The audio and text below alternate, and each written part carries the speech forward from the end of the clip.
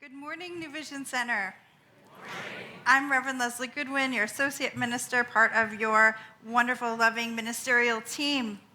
And I'm so excited to get to share the first of our 5 Natural Harvest messages. So many months before you would think we were doing this, Reverend Karen Einhaus, Reverend Karen Russo, and I gathered to Vision on our Stewardship Month. What are we going to talk about? How are we going to share this message of flow, the law of flow of resources and opportunities in life this year? Because, we do it every year, so we got to come up with a fun new angle.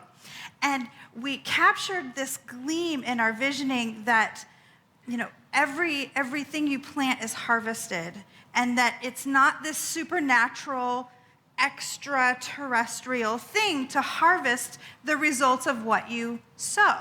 In fact, it's the most natural thing in the world that what we plant, we bring back. It's the natural harvest of life. But it's not just pumpkins.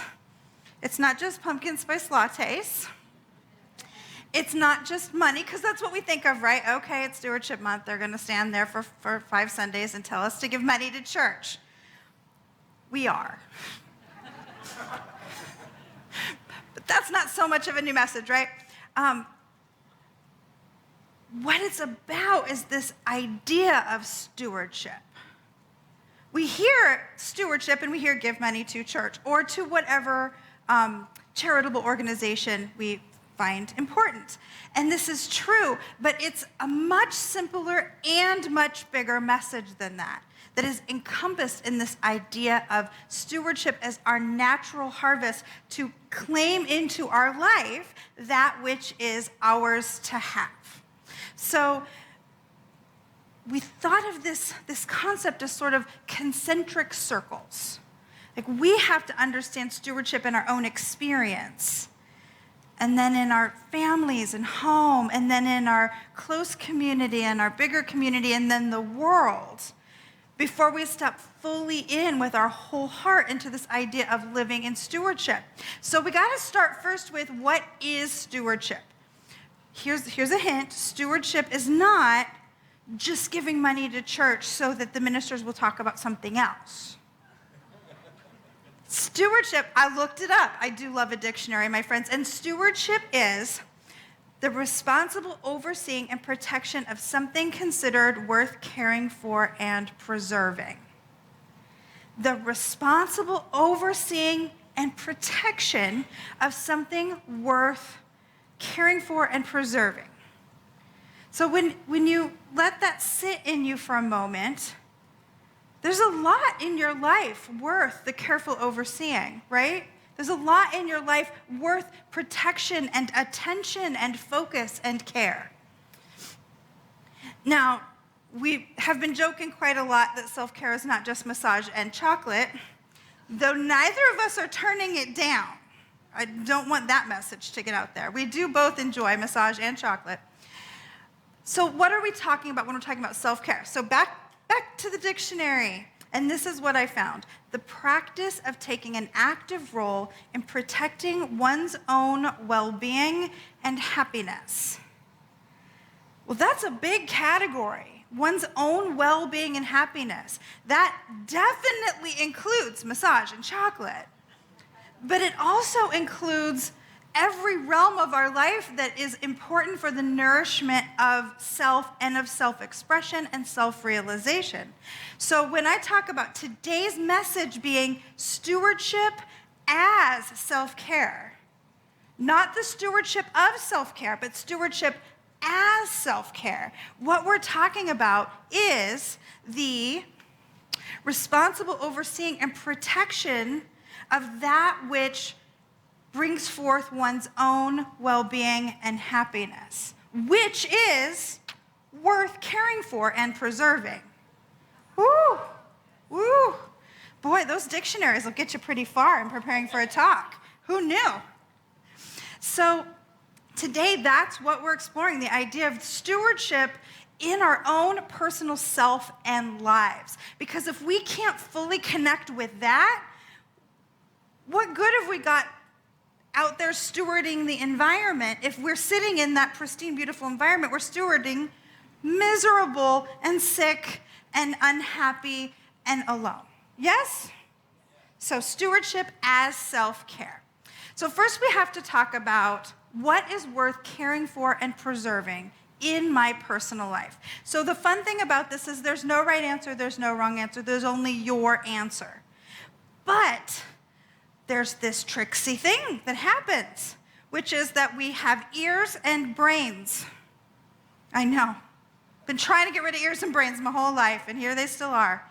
Ears to hear the message of the world, and brains that catalog that message and hold it in there like a secret that keeps us doing what we think we should do. What we think we should do. It usually started as what somebody else thought somebody else should do, and our little toddler ears heard. Maybe it was only my house where the ladies were talking in the kitchen while they're making pies, talking about who did or didn't do the whatever. And our little brains, there we are, ears hearing, brains cataloging, right? And then it becomes what other people think we should do. You should be an accountant. That's a nice, safe job. You'll always have a paycheck if you're an accountant, a teacher, a nurse. Practical. Or you should get married. Then you'll be safe and protected. Just find a nice man and settle down. Anybody get that message? Oh, I got that message. Here's my favorite. You should marry a rich man. Because a rich man is, you can be just as happy with a rich man as a poor man, and you've got just as much likelihood, so we might as well be rich. The messages we get, it's funny, right? So it's all cataloged in there, and here's the bummer of it all. We don't really know what's in there unless we're taking Reverend Einhaus's mastery class and have been lovingly forced to unearth it all over the last few weeks, right? It's in there unless we go looking for it. So this is the invitation in this particular time, and I really hope you're in for it. And that is to take a moment and think, what is in my life that's worth preserving? Is it my health, my relationships, career, finance, spirituality, my passion? What are the couple, because yes, all of that is wonderful and worth preserving, but what are the couple that rise up in your mind that maybe haven't gotten the attention they've deserved in these last couple of years? What is worth caring for, protecting, and preserving that's gotten a little bit of the short shrift in these last few years of just trying to get through? We're so good at putting, like, I'm from the Midwest, so here's a football analogy. You drop a shoulder and you go, right? You've got a shoulder pad, you can take them down. But when you do that, you're not really looking at where you're going. You're just knocking stuff out of your way. And that has been the pandemic for a great many of us. Just get through, if we can just get through. What hasn't gotten the attention, the focus that really matters to you? Now, something is rising up, and what might be happening is, as something is rising up and you've got the positive sock puppet going, oh yeah, you were gonna, here comes the voice of whoever it's the voice of in your head. It's my mother. Hi, Mom. She's probably watching. Well, shouldn't you? Weren't you gonna? Wouldn't it be better if, right? Ooh, that battle between the passion that rises up on the inside of ourselves and, societal logic. What's safer, what's faster, what's more appropriate. So thankfully, Ernest Holmes has something to help us get out of that mentality. We can count on him for a lot of good things. And this is what he said about that. Practically the whole human race is hypnotized because it thinks what somebody else told it to think. Ooh. So we're just going to shake off the hypnosis. We're just going to shake it off. You can shake it off with your body. You can shake it off with your mind. Let it go, let it go, let it go. We don't need anything in those brain files that somebody else put there that isn't for us. Keep the good stuff. If anything fell out that you needed, put it back in. in case we shook a little too aggressively. So in this moment, I invite you to just pick out 2 or 3 things from all that thinking, 2 or 3 areas that, you've been meaning to get to, that deserve your care and protection. And just, stick them in a back pocket. Then we have to think about resources. What resources are you stewarding? Now, right away, we say resources, and people think money, money, money, money. And yes, money is a resource. It's energy, right?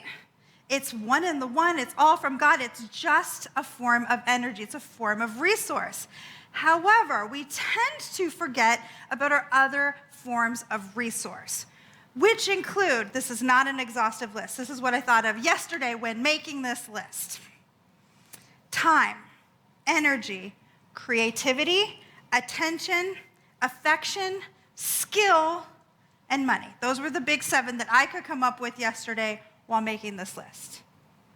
Time, energy, attention, affection, creativity, skill, and money. We all have all of those. We all have the infinite capacity for all of those. Why?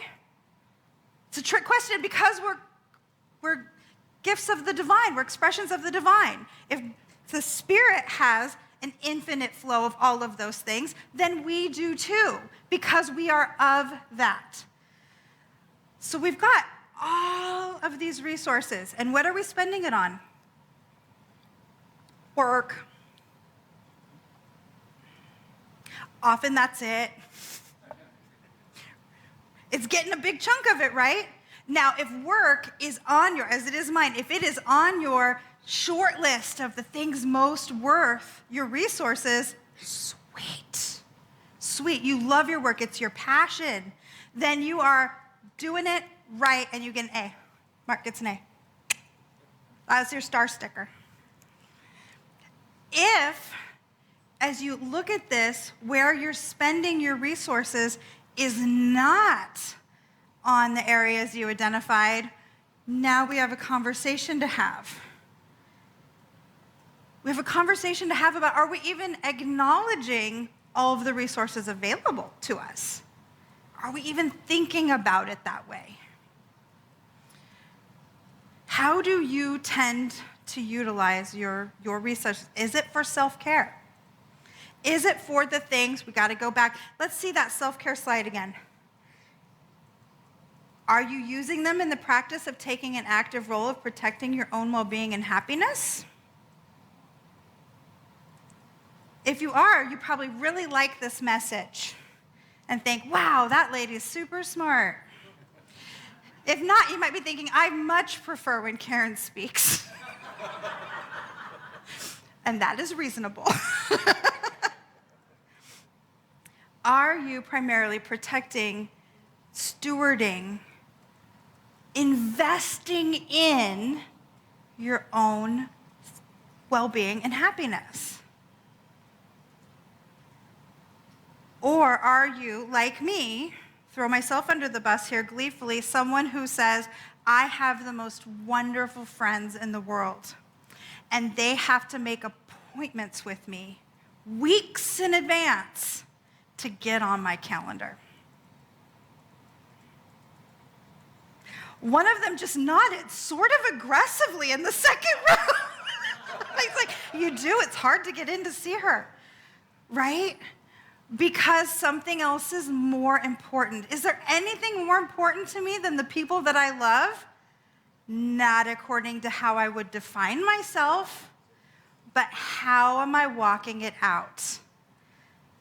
And here's the thing. We're doing this life that is infinite, with infinite resources and infinite God energy in us in a finite timeline. That's part of what we're talking about when we say we're spiritual beings, have a human experience.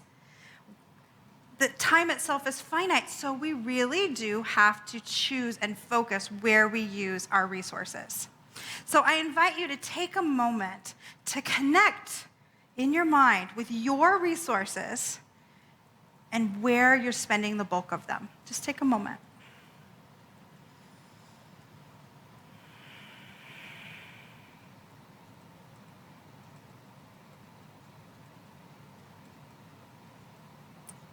Beautiful. I invite your attention back into this space, fully aware that that question of what's worth protecting and preserving in my life and how am I spending my resources is probably going to work you for the next month. And that's a good thing. That's a good thing.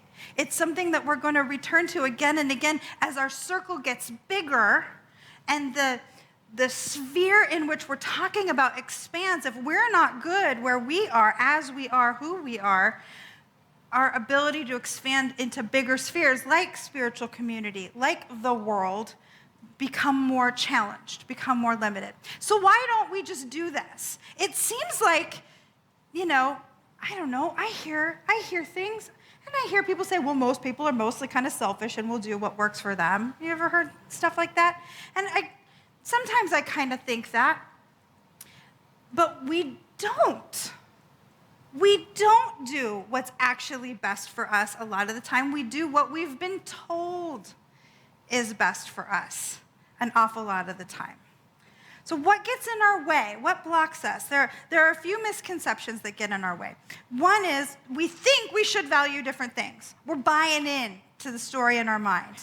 If I could just get my work life really settled and make a lot of money, then I'll have the freedom to pursue my interests. Anybody ever thought that? If I could just get my relationship really settled and good, then I'll have time to travel and go hang out with my friends.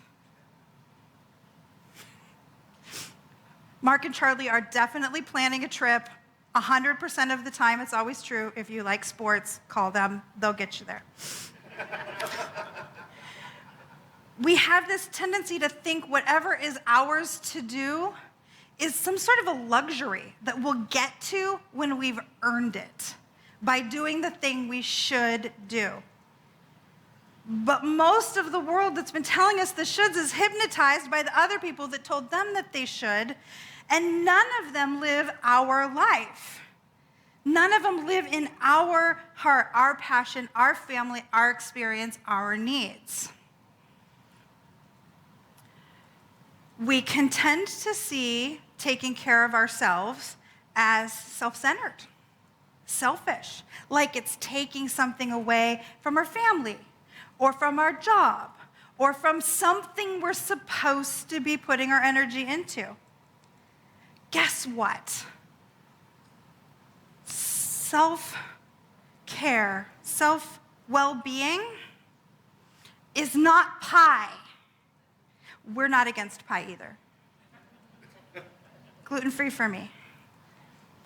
It's not pie in that if you take a slice, you can take another slice. You're not taking anybody else's pie. There is infinite pie. You doing what works for you cannot take away from the good of another person. That's the way the world works. Take your vacations, people. Oh man, has that been a hard lesson for me to learn. I don't know how many wasted vacation days. Europe does it better than America in a lot of ways on self-care. You're forced to take your vacation, your holiday in Europe. You have to. Why? Because people who are well and have a sense of well-being are better workers, family members, citizens of the community. We think, we being, not the smart ones out there who are going, I don't think that, good. Don't listen to me. You don't think that. But the general American, North American culture suggests that the well-being comes after we've earned it.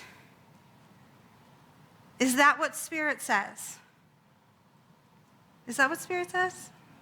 No, that is not what Spirit says. Spirit says we get what we seek when we act in integrity.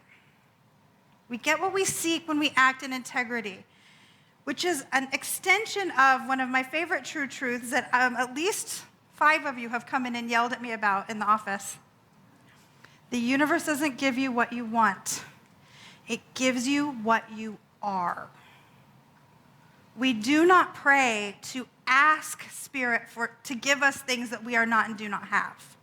We pray spiritual mind treatments to affirm that we are already the freedom, the abundance, the joy, the love, the wholeness, so that the universe can go, oh, good, you are wholeness. I send you lots more wholeness. This is where wholeness lives. Oh, you are abundance. I send you tons of abundance. This is where abundance lives. The universe doesn't give you what you want. It gives you what you are. And so if you think in your heart, I am a person who values family above all other, but dear God, I don't remember the last time I talked to my brother. Are you a person who values family more than anything else? And if you wish to be that and you wish to live the life of someone who honestly says that, then you define within yourself, what does family mean? Who counts as family? And you put your resources right there. You put your time, your attention, your affection, your energy right there in that group that you've defined as family, consciously, intentionally, not just because they share DNA, but because you decided this is what it is. And when you do that, when your actions match your words on the inside and on the outside, that is integrity. And guess what Ernest Holmes had to say about that? I do love this man. He said, conveniently for me, real happiness is built upon integrity. It is the happiness of the soul itself. When we really are who we say we are, all the way through, and we use everything we've got to prove it, because that is what protects what we value. That is what expands what we really think matters to us, and it's going to be different for every single one of us, and that's perfect, because we are not just expressions of God, we are individualized expressions of God, meaning we're intentionally unique. God is playing as Aaron, because only Aaron can be Aaron, and what a fun way to play. And God is playing as Tracy, because what a delightful way to show up in the world. It's so good, but we got to play too. We got to be the us that we're made to be in our fullness. And when that integrity clicks in, life is delicious. Spirit wants us to have that deliciousness. So we had one more thought that I thought kind of summed the whole topic up for us today, and that is there is a universal urge within everyone to live, to express life, to sing, to dance, to be glad. We must lay claim to it. We must choose to be the integrity that causes the universe to look at us and say, the thing they value, that's where that lives. Give it. And we have it, and it is good. And so it is.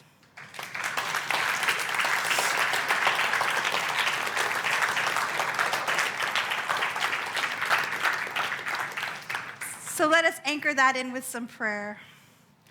Oh, how delightful it is to just stand in that place where we recognize that Spirit is, and it is indwelling each one of us, whole and perfect and complete, and overflowing with the limitless, boundless, endless good that is every single thing we each value.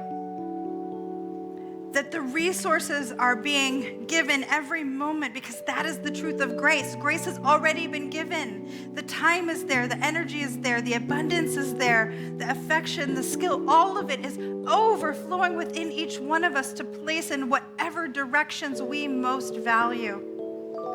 So right now, in this moment where there has been a sense of unhealth, wholeness is reestablishing itself and shining forth more brightly than ever before. Where there has been a sense of lack, abundance is bursting forth as we put our attention on the things that matter to us. Here it comes, flowing from the inside out, from the outside in, and moving in that beautiful circulation that always, always provides every needed thing and ever more, ever more. And so I know as these healings change our brain files, as we let go of the messages that don't belong in there and open up to the whispers of Spirit that have always been happening in our hearts, that goodness, that sense of well-being, that wholeness makes itself known right where we are, and it is profoundly good. And so it is.